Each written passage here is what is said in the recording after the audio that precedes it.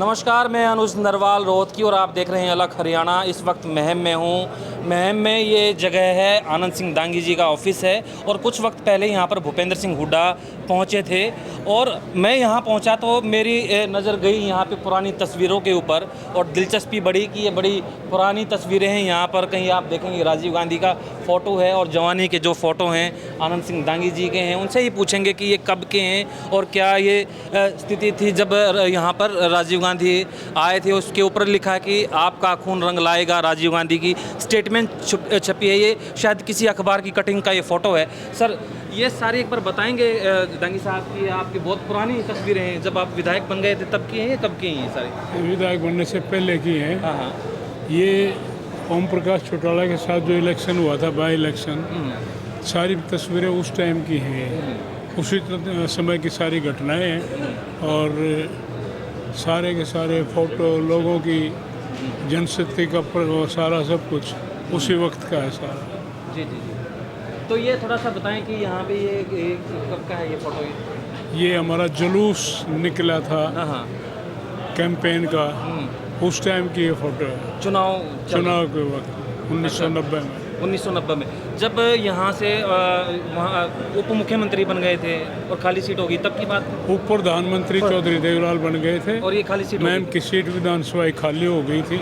उसके बाद जो बाई इलेक्शन आया, हाँ। उस बाई इलेक्शन की वजह से सारा सब जो महम कांड हुआ उस टाइम की ये बात है, उसके बाद कांड कह लो, कुछ भी कह लो। हाँ हाँ। तो क्या कांड था सर, उसका थोड़ा सा और बताएं।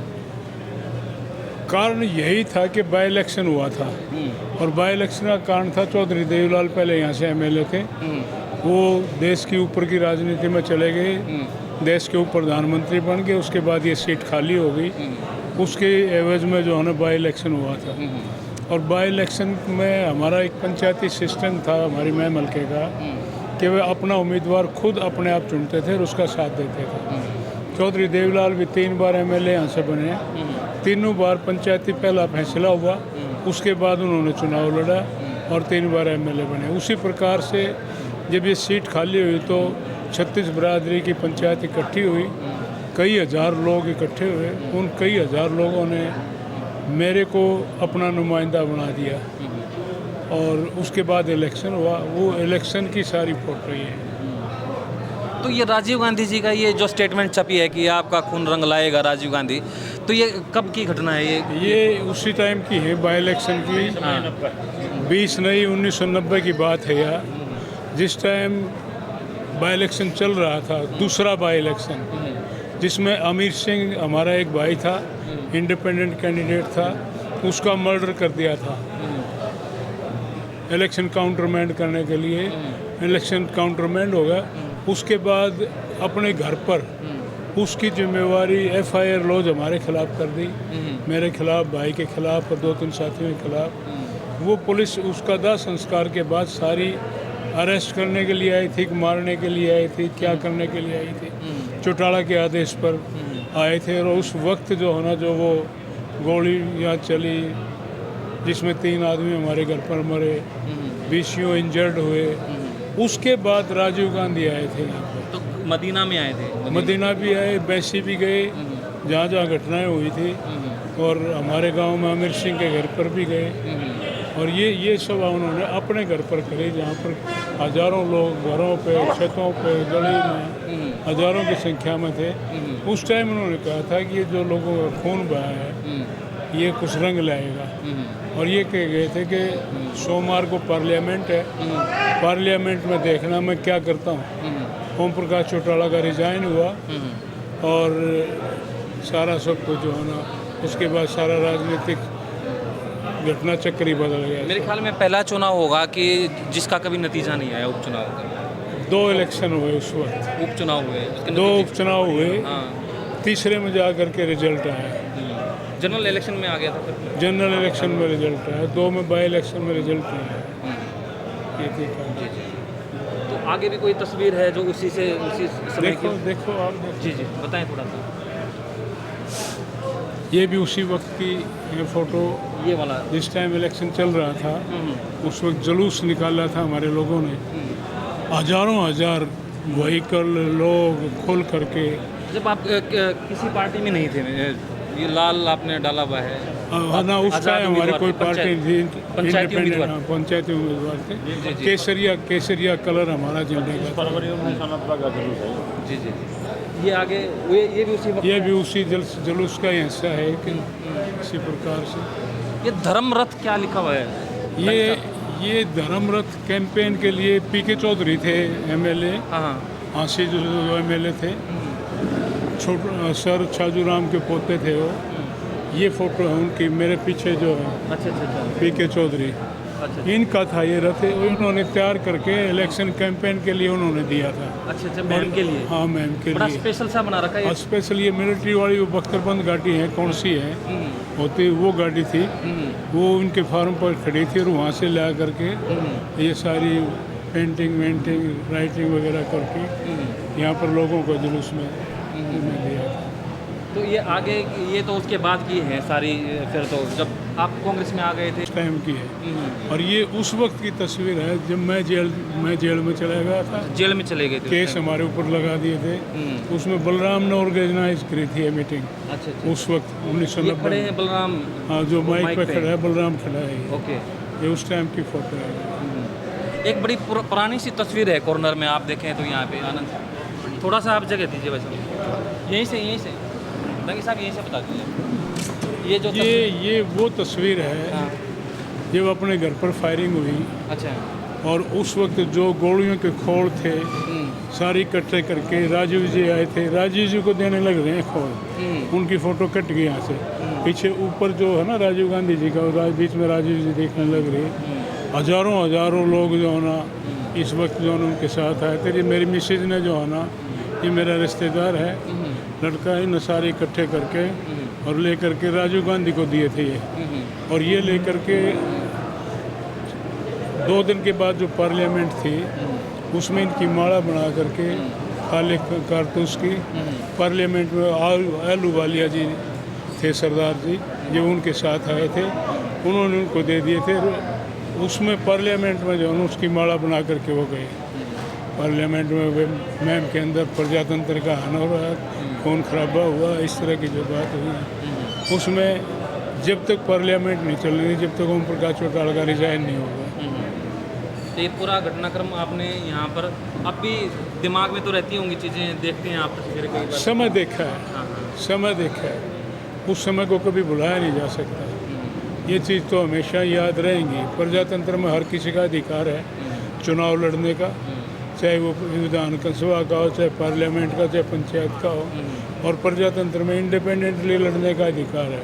ये नहीं बस सत्ता के बल पर उसको दबाने की कोशिश करें।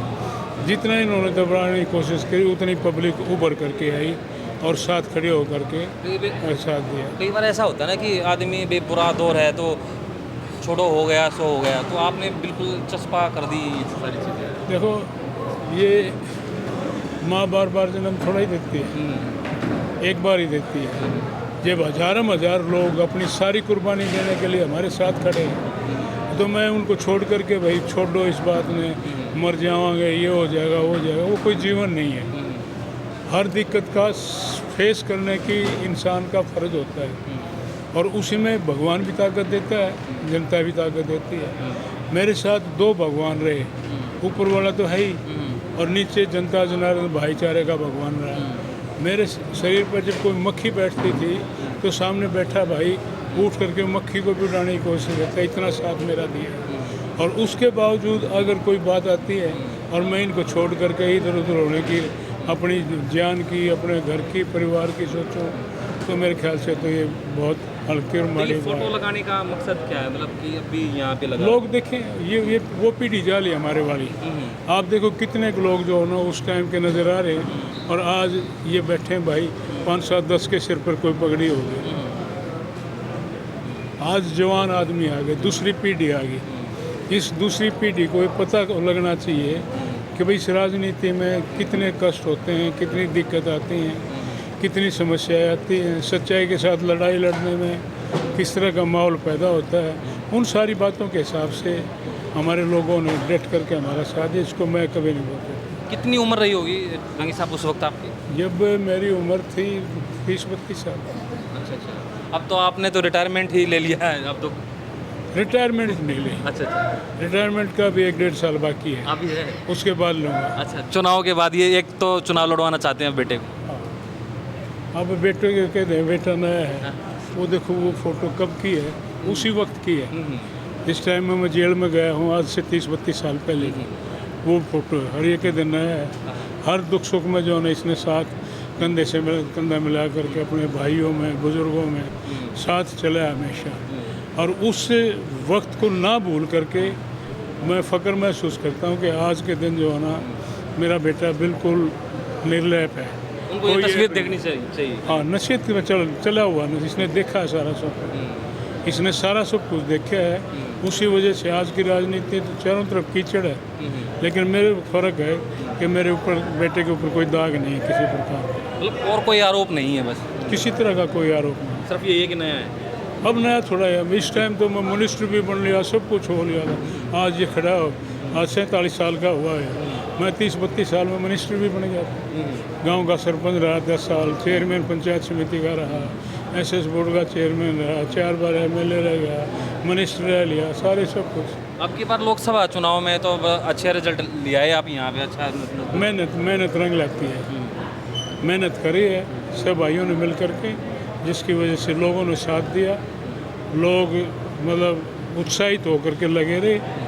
हर आदमी ने एक वर्कर के हिसाब से अपने आप को दीपेंद्र मन करके काम करा, और इसका रिजल्ट हमारे सामने है। तो अब जो 2 महीने के बाद चुनाव है लगभग, तो उसमें क्या लगता है कि मिलेगा, प्रसाद मिलेगा यहाँ पे? 2 महीने के बाद जो नतीजे हैं इसी को आप कन्वर्ट फिर दोबारा से कर पाएंगे? हर हालत में, ज़्यादा हर हालत में टारगेट इतना ही, इससे ज़्यादा है ना। देखो ये इस इलेक्शन का फ़र्क है पार्लियामेंट का और असेंबली का। ये पार्लियामेंट का इलेक्शन था आमने सामने का इलेक्शन, 2 ही उम्मीदवार, इसमें 3 भी हो सकते हैं, 4 भी हो सकते हैं, उसके हिसाब से थोड़ी बहुत वोट बट भी सकती हैं, लेकिन ये मैं दावे के साथ कह सकता हूँ कि थम्पिंग मेजोरिटी से हमारी जीत होगी, कोई शक नहीं है।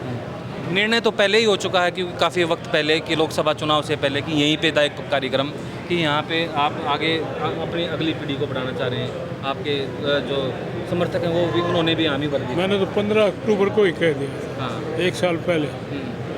दीपेंद्र लोगों ने आवाज़ उठाई, बलराम को आगे लाओ। मैंने दीपेंद्र को कहा मैं बेटा पहले तेरा नंबर है, बलराम बाद में, आगे तू है। तेरा जीत करता हो तो आज हाँ भर दे, इलेक्शन तेरा हम लड़के देंगे, और नहीं लड़ता तो अपना भाई का हाथ पकड़ और इसका साथ। सीधी सी बात यही थी। वो तो लोकसभा चलेंगे, वो लोकसभा का इलेक्शन चलेगा, ठीक है। अब बलराम लड़ेगा इलेक्शन। अभी फिर कंटिन्यू हो गए हैं अब चुनाव के लिए, अभी थोड़ा गैप नहीं, कंटिन्यू रोज़ाना कोई न कोई प्रोग्राम डेली होता है, किसी न किसी गांव में, किसी न किसी कम्युनिटी में रोज़ाना कोई न कोई प्रोग्राम होता है। लोगों का प्यार है, साथ समर्थन बढ़ेगा। तो अभी दांगी साहब देखते हैं कि जो सारा सिनेरियो है हरियाणा का, तो क्या लगता है कि अब की बार कहीं की हरियाणा में कहते हैं सूद बैठ जाएगा कांग्रेस का? अब की बार कांग्रेस सरकार, कोई शक नहीं है। बीजेपी के राज में 10 साल में इस प्रदेश में कुछ भी नहीं हुआ। आप बता दो, कहीं नज़र मारो, कोई इंस्टीट्यूशन बनी हो, कोई मेडिकल बना हो, कोई इंजीनियरिंग कॉलेज बने हो, कोई स्कूल कॉलेज बने हो, कोई नई नहर निकली हो, कोई नई सड़कों का इंफ्रास्ट्रक्चर आया हो, कोई बिल्डिंग किसी प्रकार की कहीं पूरे प्रदेश में बनी हो। बजट आता है हर साल, और वो बजट ये नहीं पता जाता कहाँ है, फील्ड में कुछ नहीं है, सबके सामने, कहीं भी नज़र घुमाओ आपने। एक बड़ी दिक्कत है कि जैसे बड़ी लीडरशिप है, खासतौर पे किरण के जाने के बाद बड़ी सवाल उठा कि वो छोड़ के जा रहे हैं, इस तरीके से नाराजगी। कितनी बड़ी लीडर थी किरण,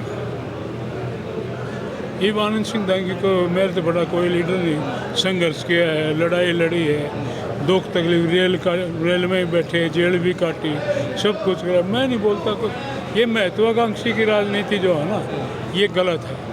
अपना कर्म करने की ज़रूरत है इंसान में, कर्म करो, नेक नीति से चलो, लोग जो कुछ करेंगे वो करेंगे। और ये कह के चले भाई ये नहीं मैं, ये नहीं मैं, वो गलत बात है। वो गलत बात है। जो करेगा वही आगे आएगा। आज भूपेंद्र सिंह हुड्डा ने प्रदेश में मेहनत करी है, संघर्ष करा है, लोगों की दुख तकलीफ को उठा करके जनता के बीच में गए हैं, तो भूपेंद्र हुड्डा ही लोगों को एक्सेप्ट होगा, दूसरा आदमी कैसे होगा।